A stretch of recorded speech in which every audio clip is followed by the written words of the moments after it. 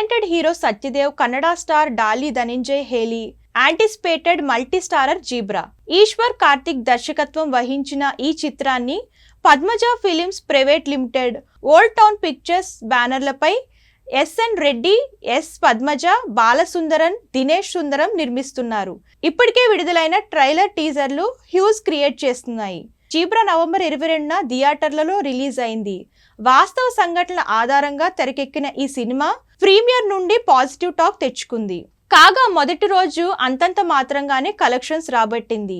అటు ఓవర్సీస్ లో కూడా సినిమా యావరేజ్ ఓపెనింగ్స్ తెచ్చుకుంది. మొదటి రోజు వరల్డ్ వైడ్ గా కూడా గ్రాస్ 1.1 కోట్ల రేంజ్ లో గ్రాస్ ను అందుకొని స్లో స్టార్ట్ ను అందుకుంది. ఇక రెండో రోజు వీకెండ్ కావడంతో టాక్ బాగుండడంతో కలెక్షన్స్ లో జంప్ కనిపించింది. ఇక 2 రోజులకు గాను ఈ సినిమా వరల్డ్ వైడ్ గా 3.09 కోట్ల గ్రాస్ రాబట్టింది.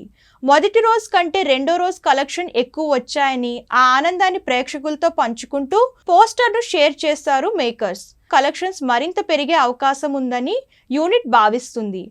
అటు హీరో సత్యదేవ్ కు వరుస ఫ్లాపుల తర్వాత జీబ్రా కాస్త రిలీఫ్ నిచ్చింది. లాంగ్ రన్ లో బ్రేక్ ఈవెన్ సాధిస్తుందో లేదో మరికొద్ది రోజుల్లో తెలుస్తుంది.